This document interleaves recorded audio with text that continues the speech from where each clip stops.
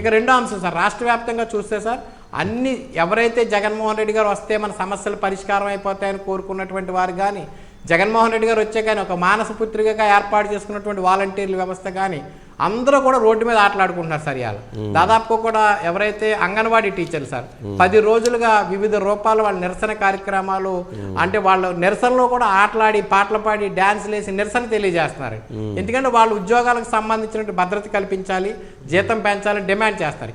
ఈ రోజుకి కూడా రాష్ట్ర వ్యాప్తంగా అన్ని జిల్లాల్లో కూడా అంగన్వాడీ టీచర్లు ఆయాలు ధర్నా చేస్తుంటే ప్రభుత్వం ఏదో నామమాత్రంగా చర్చలు జరిపింది కానీ వాటిని పరిష్కరించి వాళ్ళకి న్యాయం చేసే దిశగా కూడా లేదండి. ఈ రోజు నుంచి మున్సిపల్ కార్మిక వర్కర్లు కూడా రోడ్డు బాటను పెట్టారండి. వాళ్ళకి మాకు ఏమీ ఇవ్వట్లేదు, ప్రతి మున్సిపాలిటీలో కూడా వాళ్ళకి పారిశుద్ధ్య కార్మికులకు అనేక వస్తువులు అలా ఇవ్వట్లేదు అన్నారు. ఇక వాలంటీర్లు కూడా మాకు భద్రత లేదు, మాకు కనీస జీతం ఇవ్వట్లేదు, ఇప్పటికీ మేము చాలాసార్లు చేసుకున్నాం అని చెప్పేసి ఏదైతే ఆడదాం ఆంధ్ర అనే కార్యక్రమాన్ని వారు బహిష్కరించి నిరసన తెలియజేశారు సార్. రాష్ట్రంలో ముఖ్యమంత్రి గారు పిల్లలతో ఆడిస్తున్నారు, ఉద్యోగ ఉపాధ్యాయులు రోజువారీ ఎంప్లాయీస్ కూడా చాలా ఇబ్బంది పడుతున్నారు సార్.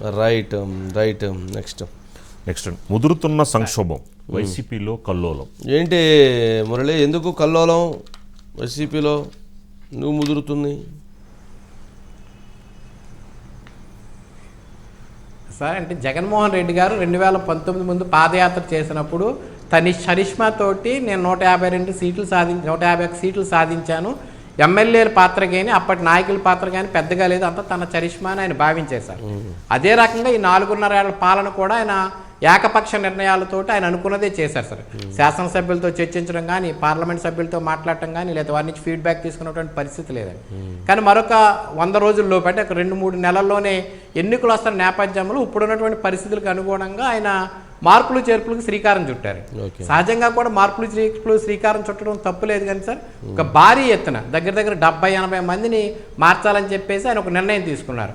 అందులో భాగంగా ఒక ఫస్ట్ పేజ్ ఒక లిస్ట్ రిలీజ్ చేశారు. ఆ లిస్టులోనే జగన్మోహన్ రెడ్డి గారికి షాక్ తగిలిందండి. ఎందుకంటే ఆర్కే అంటే మంగళగిరి ఎమ్మెల్యే ఆళ్ల రామకృష్ణారెడ్డి గారు రాజీనామా, మోపిదేవి వెంకటరమణ గారు అసంతృప్తి, ఇలాగా ఒక్క లిస్టుతోటే ఆయనకి షాక్ తగిలిందండి. అసలు అధికారికంగా లిస్టు రిలీజ్ చేయకూడదని చెప్పి తూర్పుగోదావరి జిల్లాలో కొన్ని పేలర్స్ వదిలేరండి. పార్టీ నాయకుల ద్వారా సమాచారం ఇచ్చారు. అక్కడ 3 ఎమ్మెల్యేలు తీవ్ర అసంతృప్తితో పార్టీ వీడేందుకు సన్నద్ధమయ్యారండి. సరే, ఇట్లా ఉండగానే ఉత్తరాంధ్రలో తాజాగా చూస్తే కనుక ఎమ్మెల్సీ వంశీకృష్ణ శ్రీనివాస్ యాదవ్ అతను నిన్న ఆయన ఆడియో అంతా కూడా బయట హల్చల్ చేసిందండి. అతను గాజువాకు సంబంధించిన అంశంలో పార్టీ తీసుకున్న నిర్ణయం పట్ల తీవ్ర ఆవేదన అసంతృప్తి వ్యక్తం చేశారు. ఆయన ఎట్టగాలకు ఆయన రాజీనామా చేయడం కూడా సిద్ధమయ్యారు, రేపు జనసేనలో చేరుతున్నారని ఒక ప్రచారం జరుగుతుందండి. ఇక అటు చూస్తే నెల్లూరు జిల్లా సార్, సంజీవయ్య అంటే చాలా సీనియర్ ఎమ్మెల్యే, ఎప్పటి నుంచి ఉన్నారు, దళిత సామాజిక వర్గానికి చెందిన వ్యక్తి. అక్కడ అతను తీవ్రమైనటువంటి అసంతృప్తితో ఉన్నారు. ఇలా రాష్ట్ర వ్యాప్తంగా కూడా పార్టీ తీసుకున్నటువంటి నిర్ణయాలు సహజంగా కూడా ఏదైనా నిర్ణయం తీసుకున్నప్పుడు నలుగురిని కూర్చోబెట్టి చర్చించి అందులో మంచి చెడు ఆలోచించి ఇది మంచి ఇలా వెళ్తే బాగుంటుంది, ఇలా వెళ్తే మంచి అని ఆలోచిస్తే ఒక మంచి నిర్ణయం ఉంటుందండి. అప్పుడు వచ్చినా కూడా పెద్దగా అసంతృప్తి ఉండదండి. ఎందుకంటే మన అందరితోటి మాట్లాడారు కదా, సరే మనం కూడా అంగీకరించాం కదా, వాళ్ళకి అభిప్రాయం వ్యక్తం అవుతుంది. కానీ ఇక్కడ అట్లా లేదండి. పార్టీ సీనియర్స్ అంటే సజ్జల రామకృష్ణ గారు అయితే వైవి సుబ్బారెడ్డి గారు అయితే విజయసాయిరెడ్డి గారితో మాట్లాడుతున్నట్టున్నారు. మాట్లాడి ఒక నిర్ణయం తీసుకుని వాళ్ళకి ఏదైతే స్ట్రాటజిస్ట్ టీం ఉన్నాయో ఆ టీమ్స్ ఇస్తున్నటువంటి నివేదికల ఆధారంగా ఇక్కడ ఈయన గెలవడం, ఇక్కడ మార్చేస్తే బాగుంటుంది, అక్కడ మార్చేస్తే బాగుంటుంది, ఒక నిర్ణయం తీసుకుని మార్చేయడం వల్ల తీవ్రమైనటువంటి అసంతృప్తి వ్యక్తం అవుతుంది సార్. రాష్ట్ర వ్యాప్తంగా 175 నియోజకవర్గాలకు సగానికి పైగా నియోజకవర్గాల్లో ఇదే పరిస్థితి ఉందండి. ఎందుకంటే నెల్లూరు జిల్లాకు సంబంధించి 4 ఎమ్మెల్యేలు కొద్ది రోజుల క్రితం పార్టీ సస్పెండ్ చేస్తుంది. పార్టీ నిర్ణయాల పట్ల వారు బాహాటంగా మాట్లాడటం, పార్టీ నిర్ణయాలు వాళ్ళు గౌరవించకపోవడంతో పార్టీ సస్పెండ్ చేసిందండి. ఎందుకంటే అప్పుడు ఎమ్మెల్సీ ఓట్లు వ్యతిరేకంగా ఓటు వేశారు. కానీ ఆ రోజుల్లోనే 4 సస్పెండ్ అవుతేనే ఎంతో మంది ఆలోచించారు. కానీ ఈ రోజు పార్టీని డైరెక్ట్గా వీడేందుకు చాలా మంది సన్నద్ధం అవుతున్నారు. కొంతమంది టీడీపీతో టచ్లో ఉన్నారు, కొంతమంది జనసేనతో టచ్లో ఉన్నారు, అసలు కొంతమంది ఏం చేయాలో అర్థం కాక తలలు పట్టుకున్నటువంటి పరిస్థితి అండి.